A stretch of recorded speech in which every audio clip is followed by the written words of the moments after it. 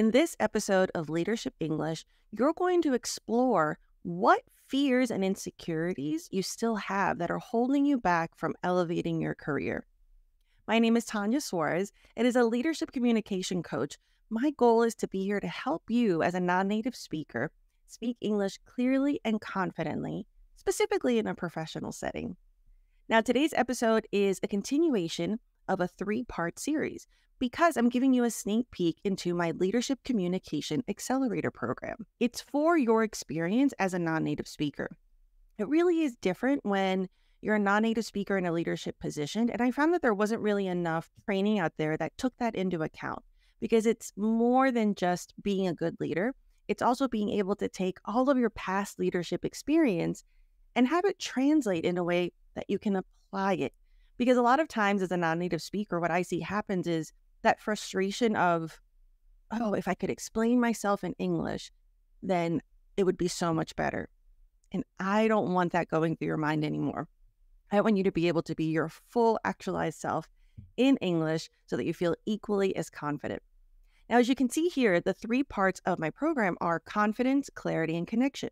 So in the last two episodes, we went over confidence and clarity, which means that today we're going to go over connection.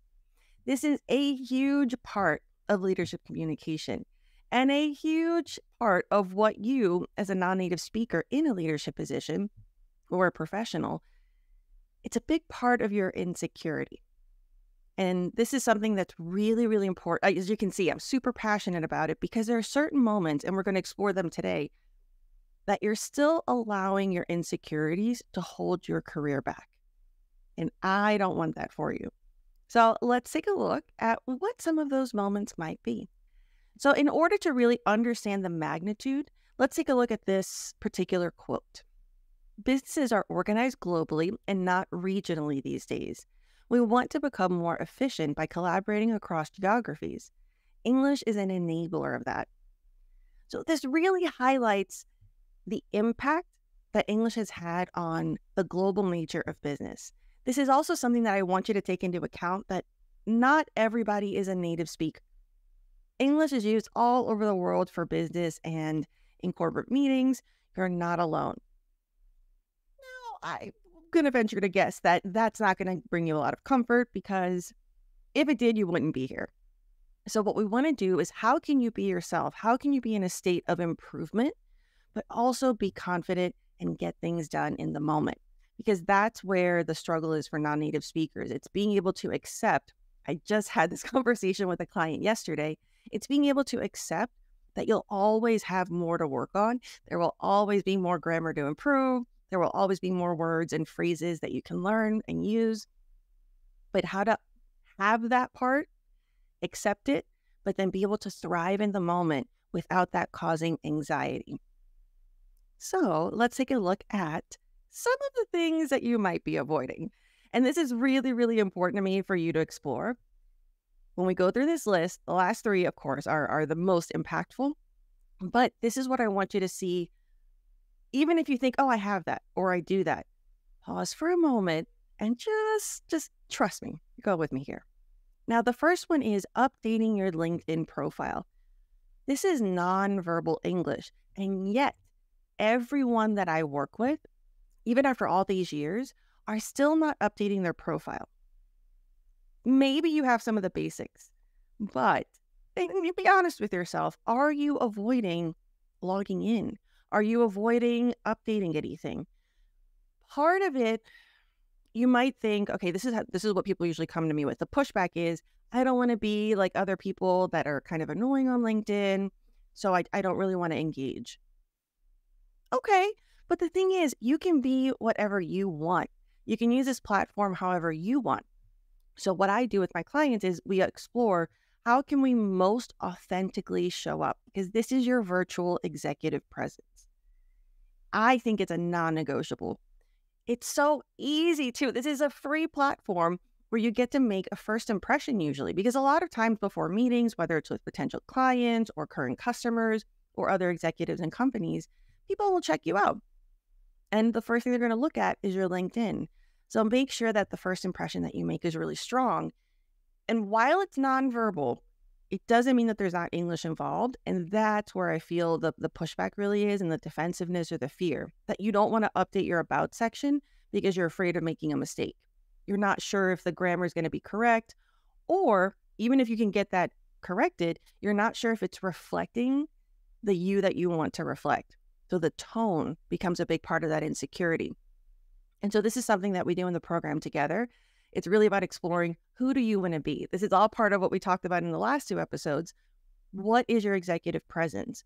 Who do you want to be in this part of your life? And then how can we make everything about yourself, how you speak, how you walk, how you present yourself in your profile, match that? So I want you to think about that and go look, if you don't even have a picture or a background picture, at least do that. At least have those 2 things that are visuals and a headline, just your job title and company if you need to. If you're in the program, I'll help you optimize it even more. At least do that for me today. Now, the second thing has to do with LinkedIn as well, and it's posting on LinkedIn. I know that this can be really intimidating for a lot of non-native speakers. Not only is posting online, it can be kind of awkward when that's not your job, when you're not a content creator. In addition to that, you've got the fear again of, what if I make a mistake? What if I post something or reply to someone, comment on something, and I inadvertently offend someone? It's that doubt of, what if the tone is wrong, but I don't even know? And I understand that fear, because a lot of times if you're communicating and writing in a really direct fashion, or if you do for some reason the wrong word and it causes some confusion or offense, I get where you're coming from. However, there are certain ways that you can do this in a safe way. You want to find out what's your comfort zone. Start with something. And sure, liking people's comments, okay, that's something, but I want you to do something more in writing. Whether it's commenting on someone who posted an article, read part of it, and then comment on, oh, I really enjoyed this part. Or if they read an article and they're sharing that, you can say, oh, I read it too, and I found, I really enjoyed your takeaway. You can find ways that are simple for you. If you don't want to interact in that way yet, it could be as simple as sharing things. What about people in your company, other peers in your industry? Find out what they're writing or posting, and you can reshare. You can share the links to their articles, their books, and this is a great way for them to see that you're celebrating them.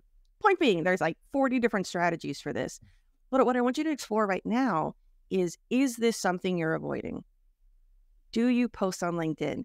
Do you write posts? Do you write articles? Do you have a newsletter? If not, it's not because you don't have time. For both of these things, with ChatGPT and all these other amazing AI resources that we have, time is no longer an excuse. So what's holding you back? Is it you don't know how, you don't know what, in which case sign up for training. You can sign up for the accelerator that I have. Go on YouTube, look up videos. If it's fear of the English, I really want you to strategize. What's the bottom line, right? Like, what's the easiest thing that you can do that will help you feel more active? Because sometimes we just need to break through that initial fear. Now, the third one is participating in small talk. Small talk it's daunting a lot of times, even for native speakers. I find for native speakers, their dislike of small talk is that it's superficial and it's kind of boring. For non-native speakers, sometimes that's the case as well, but mostly it's that people feel frozen in that they don't know what else to say once the basics have been done. Like, once you say, how's the weather, or where you're from, there's this panic of, I don't know how to transition to a new topic. I don't know how to change the subject. I don't know what else to talk about. What if they ask me about something that I don't understand, or I don't know how to participate? All of that anxiety will usually lead to either you completely avoiding small talk situations. Maybe you show up at the virtual meetings and you just stay on mute until it's your turn to present. Maybe you don't go to happy hours with your company. Maybe you don't sign up for events.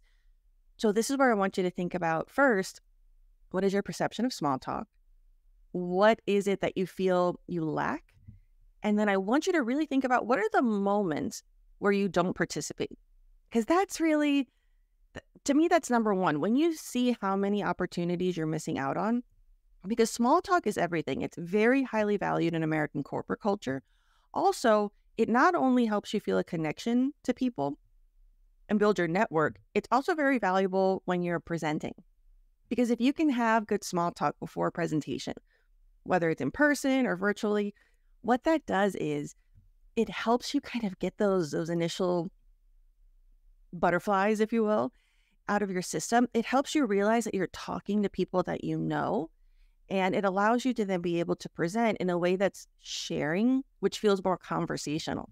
When you have really strategic small talk, you're able to explore what people's expectations are, what their needs are. I'm thinking for a presentation in particular. And then you can call back to that.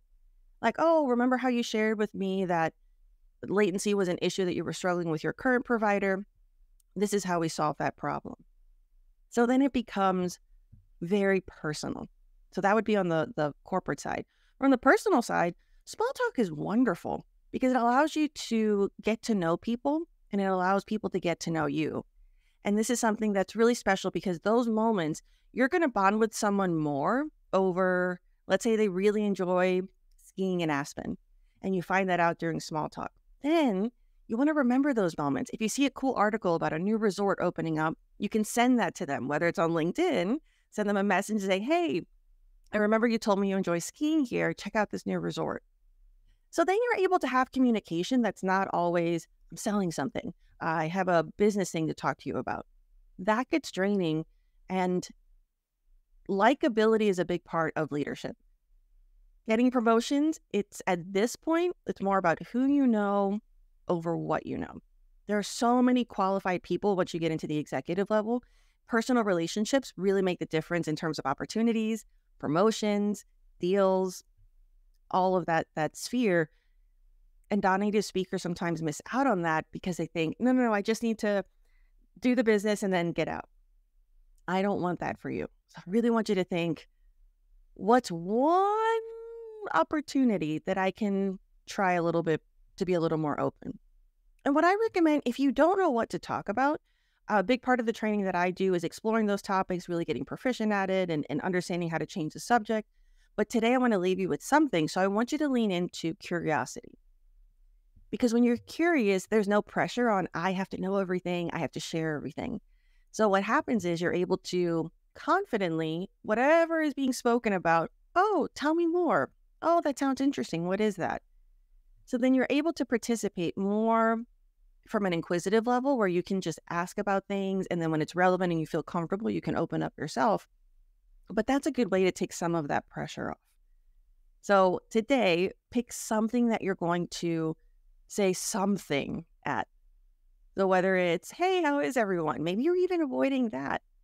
Think about colleagues that you have that you maybe don't know anything about them on a personal level, and find a safe, superficial thing that you can kind of engage in, maybe about their hobbies or what they do on weekends.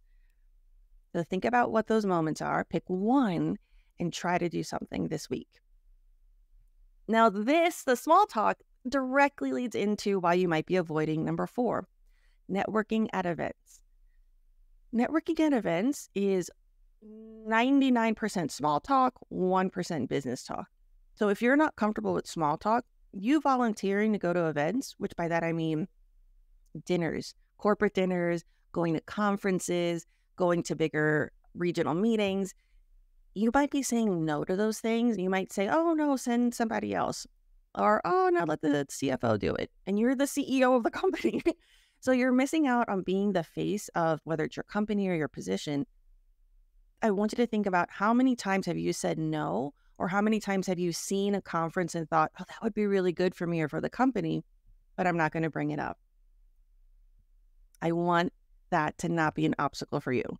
So what you want to do is not only make an effort, which is putting yourself out there, find the events that you want to go to, but then you want to master, okay, once I'm there, how am I going to, work on your posture, work on your small talk, work on all these things that we've talked about in the last 2 episodes and today. Because when you have a strategy, I find then, especially for non-native speakers, if you know you have a strategy, if you know you practice certain things, you have more confidence. Now, if you are thinking, oh, okay, I'm going to go from avoiding everything to going to a 10,000 person conference, that might be a big leap. So something that I recommend and I do for my clients is go to meetup.com, go to social websites, Eventbrite, go to things within your community, pick something that's low risk. A great place to practice small talk, and almost every city has it, is a walking club. So whether it's a walking club or a hiking club, go to, again, Meetup will have a bunch of those. Look at your local city's events and see what you can join. Walking clubs and hiking clubs are fantastic because everyone's kind of chit-chatting and doing small talk, but you're moving. And you can, if you're kind of, you don't have a connection with one person, like, okay, it was so nice to meet you. And you walk a little faster and go introduce yourself to someone else. So then you get to feel the anxiety of going to the event, do the breath work, practice how are you going to calm yourself down. Then when you're there, you start flexing the small talk muscle, but in a place where there's low risk. So that's a big part of the training that I do. You want to find micro moments where you can strengthen these bigger skills so that it doesn't feel like jumping into cold water when you have to do it. And doing that, not only are you meeting more people in your community, which for a lot of busy executives, sometimes you become very insulated. You're only with family or you're only with your community of friends. A lot of times those are people who are native speakers of your language, so then it's less English practice. So this allows you to broaden your network on a personal level and get to know yourself. Get to know, like, what do you enjoy talking about? So that's a really low risk way with high reward. And last but not least, I want to take you from not doing any small talk to being a small talk expert. And then I want to push you to go to events. And then my final goal is to help you feel confident enough that you're open to participating at these events, whether it's getting on podcast interviews or being interviewed on panels or actually doing speeches, maybe TED Talks, maybe other presentations and conferences. To get to that level, you need to be able to do all the other ones. And so that's how I structure all the training that I do. We want to lay the foundation so that when you get to the bigger stuff, everything is set up for your success.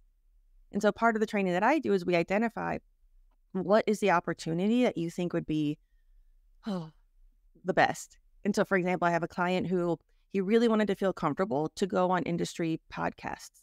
And so throughout the training, I was able to customize that and really make it bespoke and make sure that everything we did, it's like, okay, instead of that question that everybody else is doing, let's do this one because this is a common question on a podcast.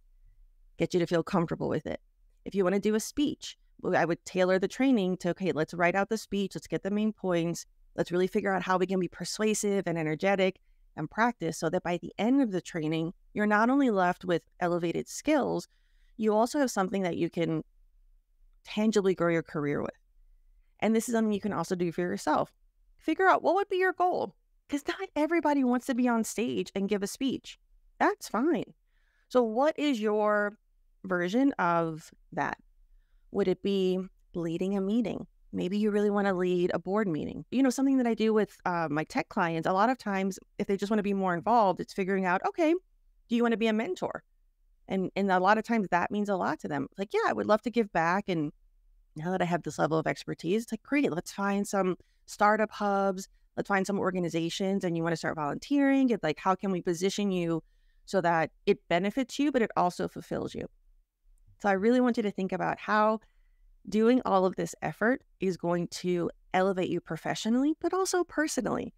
It's so amazing that with the globalization of using English as the business language, whether you like it or not, it is what it is. And you can use that as a tool. You can use that for good. So I'm really excited for you to be able to acknowledge the first is, oh, okay, I am still avoiding things. And you might not realize that all of the excuses you've made for yourself, like, I don't want to be that person. I don't want the spotlight on me. I don't want da-da-da. Whatever your excuse might be, when you dig deeper and you realize, okay, if that isn't an excuse anymore, if I can be as authentic as I want to be in these settings, maybe it is that I don't know how to handle Q&As in English. Maybe it's I don't want to feel uncomfortable if I'm having small talk and someone brings up a topic I don't understand. Or maybe restaurants are really loud and it's really uncomfortable and I don't know how to be able to participate in those conversations and I'm having a hard time hearing. So all of those things, when you really dig in, then we can be strategic and really be effective in how we pinpoint that and get you to speak up. Ooh, I'm so excited. I get really excited because that's why everything's structured with those 3 pillars, why we do the foundation work that we do.